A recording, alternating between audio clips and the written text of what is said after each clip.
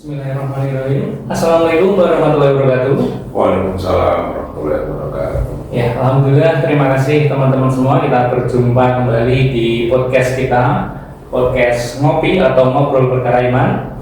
Nah, kebetulan pada season kali ini kita sudah kedatangan tamu, beliau Ustadz Sapardi. Assalamualaikum Ustadz. Waalaikumsalam. Kabar sehat pada kesempatan kali ini? Ya, Ustadz? alhamdulillah, walaupun hanya agak sedikit flu. Iya, ini sepertinya memang baru musim flu ini. Cukup dingin suasananya. Iya, betul. Suasananya dingin dan cuacanya sepertinya sudah betul-betul ketiga gitu ya, Ustaz, kalau Jawa biasanya Ustaz ya. Nah, Ustaz, pada kesempatan kali ini atau season kali ini di podcast Ngopi, kita ingin berbincang atau mengobrolkan sedikit mengenai kegiatan dari BMT kita yang beberapa waktu lalu itu sudah melaksanakan kegiatan upgrading dari akad-akad syariah seperti itu, Ustaz. Nah, mungkin boleh dijelaskan dulu ini, Ustaz. Sebetulnya kegiatan tersebut itu urgensinya apa seperti itu, Ustaz? Jadi gini, Mas. Assalamualaikum warahmatullahi wabarakatuh. Waalaikumsalam. Sahabat ngopi, jadi ngobrol perkara iman. Iya, betul, Ustaz. Jadi Insan Mandiri ini kan satu lembaga keuangan yang berbasis syariah. Iya, Dan ini menjadi ladang dakwah para pelaku di dalamnya, baik anggota maupun pengawas, pengurus maupun teman-teman yang berjibaku di setiap harinya itu. Ya. Nah, kemudian karena kita mengangkat nilai-nilai syariah, gitu ya, maka kan ada pertanyaan di tengah-tengah publik, gitu ya. Apa sih bedanya antara BMT dan koperasi yang lainnya, atau mungkin dibandingkan dengan perbankan konvensional dan sebagainya? Maka kemudian kita membekali teman-teman yang teman karyawan yang setiap hari mengelola itu kan gitu ya. Nah, apalagi kita berada di ranah ekonomi yang ini memang sangat rentan. Ya, apalagi kalau nanti terjerumus pada riba. Riba itu kan sesuatu yang memang haram. Jelas itu dari Allah Subhanahu wa taala, bahkan Allah menyatakan perang bagi mereka yang pelaku riba gitu. Maka kita mencoba membekali bahwa di akad itu berbagai macam akad di syariah itu yang perlu dipelajari oleh para karyawan atau pengelola, dari manajernya sampai marketingnya sampai yang membuat akad itu, sampai nanti keluar dari akad syariah gitu. Baik dari akadnya ataupun pengimplementasian dari masing-masing akad. Termasuk bahkan kita minta juga teman-teman yang di lapangan itu memberikan edukasi pada anggota maupun calon anggota. Kalau di luar mungkin kan yang penting segera, misalnya pembiayaan ya supaya untuk upiro aku bayarnya tanggal berapa. Nah, ini kita juga perlu mengedukasi. Fungsi teman-teman di marketing juga mengedukasi tentang nilai-nilai syariah, bahwa ini yang membedakan kita dengan mereka itu adalah kita itu menganggap nilai syariah itu. Maka harus prakteknya harus betul-betul disesuaikan dengan syariah. Kemarin kita mendatangkan Dr. Muhammad Nur Salim, yang kebetulan beliau disertasinya itu di bidang itu. Gitu. Penelitian di S3-nya itu di bidang itu, ekonomi syariah. Jadi memang relevan dan bisa memberikan keilmuan yang lebih bagi teman-teman staf semua di lembaga kita. Gitu. Makanya kemarin satu hari full kan, mulai pagi sampai sore itu semuanya kita minta untuk apa sih yang ada di lapangan seperti apa. Akhirnya mungkin yang ada keraguan-keraguan dari teman-teman yang ada ragu-ragu atau ada praktek-praktek yang sekiranya itu teman-teman ragu, akhirnya terjawab. Dijawab, oh artinya seperti dan ternyata banyak sekali akad dalam muamalah di dalam Islam itu, banyak sekali akad yang bisa dipelajari dan kemudian dipraktikkan oleh teman-teman. Jadi berarti bukan hanya bagaimana meningkatkan pengetahuan dari teman-teman karyawan, tapi juga meningkatkan dari beberapa jenis akad yang mungkin sebelumnya sudah kita terapkan seperti itu. Iya, betul. Jadi ini saya pikir ini perlu dibiasakan, Mas Abdul. Jadi lembaga-lembaga ekonomi syariah itu membiasakan untuk membedah akad-akad syariah itu. Jadi selain nanti kita gunakan untuk praktek di lapangan, ini juga sebagai bagian nanti mengedukasi umat. Ya, karena memang lembaga ekonomi syariah khususnya kita di BMT ini kan memang bersinggungan terus dengan ekonomi rakyat, dengan UMKM dan sebagainya itu. Maka inilah dakwah yang bisa dilakukan oleh teman-teman di ekonomi syariah ini. Nah ini ketika kita lihat seperti itu Ustaz ya, sepertinya kan apa yang dilakukan kemarin itu memang betul-betul sesuatu yang penting gitu. Nah kenapa ini menjadi sesuatu yang penting? Apabila mungkin dari akad-akad yang sudah ada ataupun teman-teman marketing dan juga staf yang lain yang sudah sedikit banyak mengetahui tentang akad-akad tadi, itu penggunaan atau pengimplementasiannya itu kurang tepat, itu apakah akan menjadi sesuatu hal yang sangat bersalah seperti itu atau keliru gitu? Ya, jadi kita adakan upgrading akad syariah kemarin. Itu pertama, itu bagi teman-teman yang secara keilmuannya itu belum terjangkau, maka akhirnya tercerahkan. Karena memang karyawan kan ada yang senior, ada yang baru. Kalau yang senior misalnya sudah itu. Tapi bagi teman-teman yang baru kan mikirnya ini di koperasi biasa lah, pokoknya tugas saya di lapangan panjang atau maka ini menjadi tercerahkan. Oh ternyata saya harus seperti ini, ya harus sesuai dengan saya. Kemudian yang kedua, karena namanya upgrading, bisa jadi ya di tengah teman-teman dalam beraktivitas itu dengan beban tugas yang yang berat, itu terkadang ada celah-celah untuk melakukan tindakan yang tidak benar. Maka disitulah kemudian diluruskan. Maka kemarin kan dalam diskusi itu kan akhirnya mulai dari marketing sampai pada pembuat akad, sampai SPI, sampai manajer itu kan mereka menanyakan kalau seperti ini bagaimana, kalau seperti ini bagaimana. Akhirnya kan kemudian harusnya seperti ini. Jadi kalau ada dalam proses perjalanan BMT dalam melayani umat ini ada yang sedikit keliru saja, maka segera diluruskan. Dan alhamdulillah kemarin ya hanya poin-poin kecil yang mungkin kayak misalnya kemarin saya sampaikan, termasuk di kita ini kan saksi harus 2 laki-laki. Bagaimana kalau di kantor itu nggak ada laki-laki ya? Terjawab sudah kan gitu ya. Nah sepertinya cukup banyak juga ya Ustaz, apa yang perlu kita gali, kita perbincangkan pada kesempatan kali ini.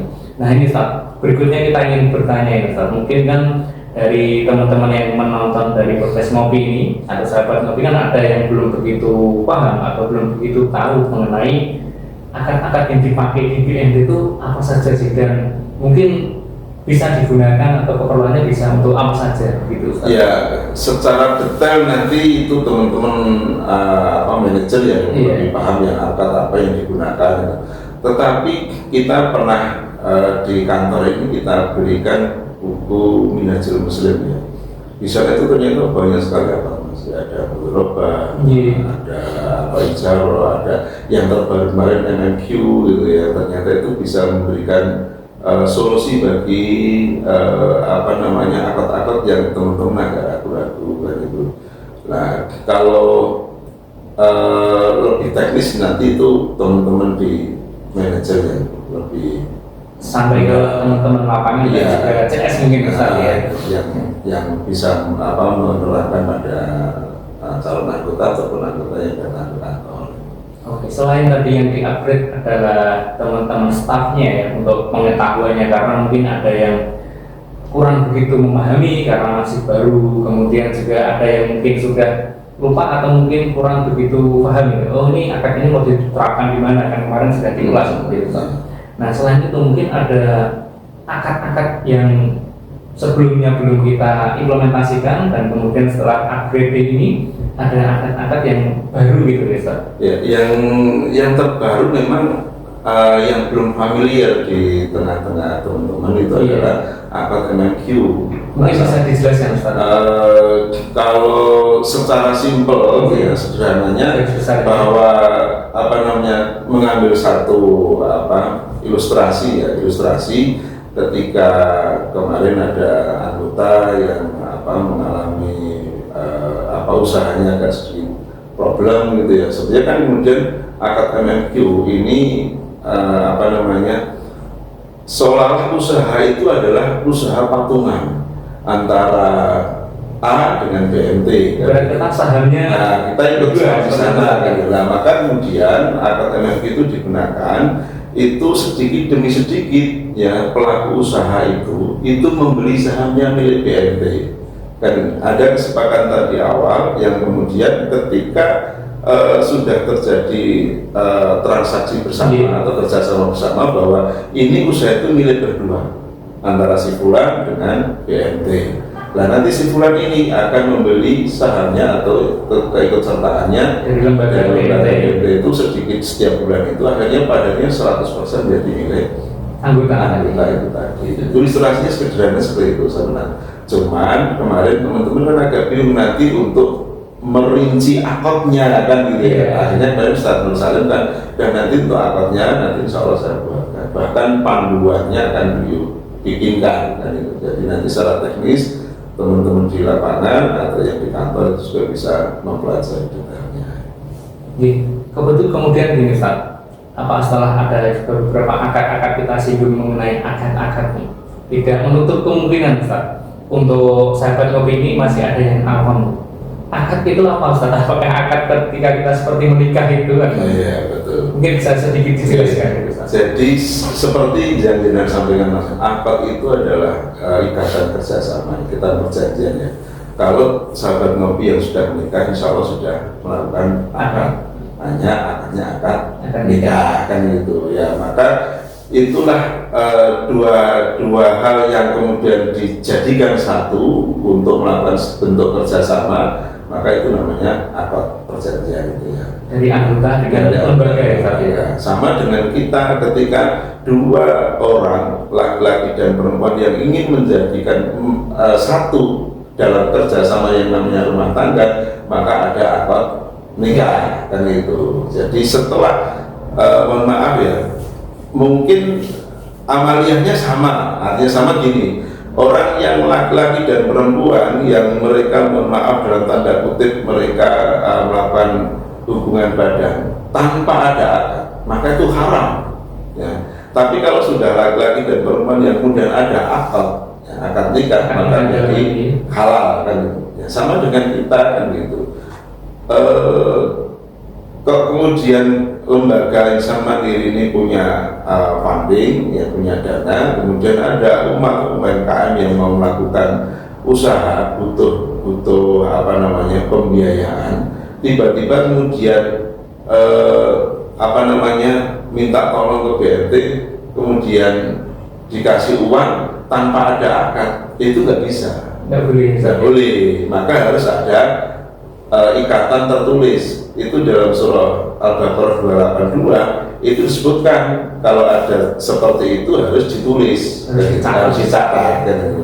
Nanti ada dua saksi laki-laki atau dua perempuan atau satu laki-laki sebagai saksinya itu untuk menyaksikan itu ikatan perjanjian yang tertulis ini. Kemudian kita kembali ke topik kita tadi mengenai upgrading tadi. Nah, setelah kita melakukan upgrading dari satu beberapa waktu yang lalu, itu kan kita mulai dari pagi sampai dengan sore gitu Ustaz. Nah itu dari kegiatan tersebut kemarin apa yang sudah kita hasilkan atau kita dapatkan gitu Ustaz? Ya, satu teman-teman saya melihat mendapatkan pencerahan, ya namanya upgrading kan berarti mendapatkan pengetahuan ulang yang kemarin mungkin mulai agak lupa atau mungkin mulai agak ditinggalkan, maka kemudian dicas lagi ya pemahamannya tentang akad-akad syariah itu, tentang dunia ekonomi syariah itu, tentang dunia kebiayaan itu. Terus kemudian yang kedua, teman-teman yang baru khususnya yang baru bergabung itu artinya tercerahkan juga, ternyata saya bergabung dalam lembaga yang memang mengusung ekonomi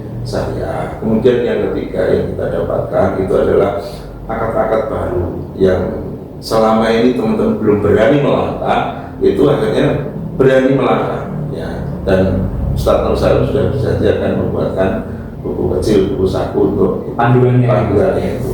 Dan yang keempat kita mendapatkan bahwa memang kalau di luar mungkin masih menjadi debatable ya, mungkin ada yang BMT itu sama saja dengan konvensional dan sebagainya. Nah, kita mendapatkan bahwa rujukan kita itu adalah DSN. Jadi DSN di bawah naungan MUI yang mereka di sana kita tidak tahu artinya kita bahwa yang di DSN itu sudah membuat fatwa yang banyak sekali fatwa yang sampai kemarin dibawakan bukunya kan sampai tebal sekali. Iya, betul, Ustaz. Ya kita bukan kapasitas kita untuk menyusun itu kan itu, tapi kapasitas kita itu adalah mengamalkan apa yang jadi fatwa dari DSN MUI itu. Dewan Syariah Nasional. Dewan Syariah Nasional, Dewan Syariah Nasional MUI itu sudah memberikan panduan. Kalau kita lihat sejarahnya kan berdirinya Dewan Fatwa MUI ini, Dewan Syariah Nasional ini, DSN ini kan karena dulu itu ada keresahan umat ketika tidak ada bank yang bisa memfasilitasi umat Islam. Maka akhirnya pemerintah waktu itu membuat undang-undang tentang perbankan syariah. Nah, ketika pemerintah sudah buat undang-undang, maka MUI itu kemudian ada Dewan Syariah Nasional yang membuat fatwa-fatwa yang itu bisa digunakan dalam praktek lapangan yang munculnya bank muamalah itu. Iya, terima kasih, Pak. Jadi salah satu alurnya seperti itu gitu tadi gambarannya. Nah, kemudian ini ada sedikit pertanyaan lagi, Ustaz. Ketika perbankan atau keuangan syariah tadi, itu kan kalau untuk umat muslim ya itu pasti sudah menjadi suatu kebutuhan pokok seperti itu, Ustaz. Nah, sedangkan apabila ini ditarik ke bernegara gitu, Ustaz, menurut Ustaz Sapardi seberapa pentingkah untuk lembaga keuangan syariah ini di Indonesia gitu? Kok sampai saat ini kan ada bahkan terbentuknya PSI, Bank Syariah Indonesia, kemudian banyak bermunculan perbankan ataupun koperasi yang berbasis dengan syariah tadi, Ustaz. Ya, jadi Indonesia itu kan mayoritas pendudukannya Muslim Islam ya. Penduduknya Muslim itu terbesar. Bahkan ini di dunia itu penduduk yang terbesar yang Muslim itu adalah Indonesia. Kalau di bagian-bagian yang lain itu sudah misalnya kayak warisan itu sudah sudah ada peraturan dari negara. Cuman yang berkaitan dengan urusan ekonomi kan sangat luas sekali, global. Semuanya itu setiap hari akan mengejar soal dunia ekonomi itu. Ya tidak hanya orang Islam saja, mungkin teman-teman saudara non Muslim itu juga seperti itu kan. Iya, betul. Nah, sementara ada keresahan umat Islam yang dulu hanya ada bank konvensional, itu kan kita itu hanya ya mau pinjam dan sebagainya itu mau nggak mau harus bank konvensional kan itu. Sementara Al-Qurannya sudah jelas kalau riba itu haram, maka para tokoh-tokoh agama Indonesia, para ulama Indonesia itu berpikir itu. Nah, qadarullah waktu itu memang tadi saya sampaikan munculnya sebuah ide untuk munculnya bank syariah yang waktu itu namanya muamalah. Sebelum muncul itu kan kemudian pemerintah bikin regulasi dulu yang namanya undang-undang. Iya. Nah, setelah undang-undang nanti kemudian muncullah peraturan-peraturan atau regulasi di bawahnya itu sampai pada MUI itu membuat DSN yang ini mengawal jangan sampai ya perbankan syariah itu sama dengan bank konvensional karena melayani umat ya. Melayani umat. Nah, kita di sekup yang kecil di bidang koperasi ya, kita tidak windownya tidak ke perbankan, kita di Menteri Koperasi kan. Di Menteri Koperasi ternyata juga ada peraturan Menteri Koperasi yang mengatur tentang koperasi syariah itu. Nah, kita kan maksudnya di KSPPS kan gitu. Maka sebetulnya sangat urgent karena negara kita yang mayoritas penduduknya Muslim itu transaksi apapun diusahakan itu memang sesuai syariat Islam dan itu. Jadi memang sangat dibutuhkan itu. Jangan sampai, mohon maaf ya kalau kita di lingkungan kita ini kan ada saudara-saudara kita yang pagi kita berangkat subuh itu mereka berangkat ke pasar jual buah. Mereka lebih laris ya. Dan itu yang sasarannya adalah saudara kita umat Muslim. Nah, inilah solusi dari BMT itu menjadikan solusi. Jadi umat muslim di Indonesia ini kan jumlahnya sangat banyak, besar gitu tadi ya, maka itu butuh wadah untuk kegiatan perekonomian yang tentunya secara islami gitu ya, betul. Kemudian Ustaz, ini sudah cukup panjang juga, sudah lebih dari seperempat jam. Nah, mungkin untuk closing statement ini saya boleh mohon kepada Ustaz untuk memberikan ya sepatah dua patah kata mengenai syariah gitu Ustaz, terutama tentang ekonomi syariah. Iya, baik. Begini, jadi saya menjadi perkataannya Ustaz Nur Salim. Jadi kalau kita belajar syariah itu sendiri, maka akan bingung. Ya, ada otoritas yang itu bisa kita ikuti, yaitu Dewan Syariah Nasional MUI. Nah, kita ini di lembaga keuangan syariah apapun bentuknya, baik itu yang di koperasi, ya KSPBS, maupun di bidang sektor ekonomi syariah yang lainnya, itu merujuknya kita nginduknya dari Dewan Syariah Nasional itu. Insya Allah persoalan di DSN itu bagaimana awal mulanya meramu sampai menjadi fatwa itu, ini sudah di luar jangkauan kita. Kita tinggal tahu mengimplementasi dari fatwa-fatwa yang disusun oleh Dewan Syariah Nasional itu. Maka ini bagi saudara-saudara Muslim ini yuk kita membuka diri, membuka wawasan untuk lebih banyak membaca dan mengkaji dan ikut ngaji, ya, kemudian kita bisa menerima fasilitas-fasilitas untuk umat muslim yang ya tidak harus koperasi. Apapun kehidupan kita itu kita menggunakan nilai-nilai syariah yang kita gunakan. Terima kasih Ustaz. Nah, sebelum kita akhiri mungkin boleh saya simpulkan dari perbincangan kita kali ini Ustaz. Jadi mengenai upgrading kemarin yang sudah kita lakukan adalah tentunya tujuannya bagaimana lembaga ini terus belajar, terus mengoreksi kegiatan-kegiatan yang ada di dalam lembaga kita, baik itu kegiatan syariah dan sebagainya gitu ya Ustaz, supaya ketika memberikan pelayanan kepada anggota itu betul-betul sesuai dengan rule dari DSN yang telah memberikan rambu-rambu tadi Ustaz, ya, tidak meleset, supaya juga itu menjadi bentuk dari pertanggungjawaban kita gitu Ustaz, ya, terhadap Allah Subhanahu wa Ta'ala, seperti biasa. Nah, terima kasih Ustaz Sapardi untuk kesempatan pada kali ini, sudah meluangkan waktu di sela-sela kesibukan Ustaz. Mohon maaf apabila ada kesalahan dari kami. Demikian dulu Ustaz, terima kasih. Dan jangan lupa teman-teman untuk tekan tombol like dan juga subscribe-nya. Silakan dibagikan memang jika teman-teman merasa ini memang bermanfaat untuk saudara-saudara di sekitar kita. Demikian dulu. Wassalamualaikum warahmatullahi wabarakatuh. Waalaikumsalam.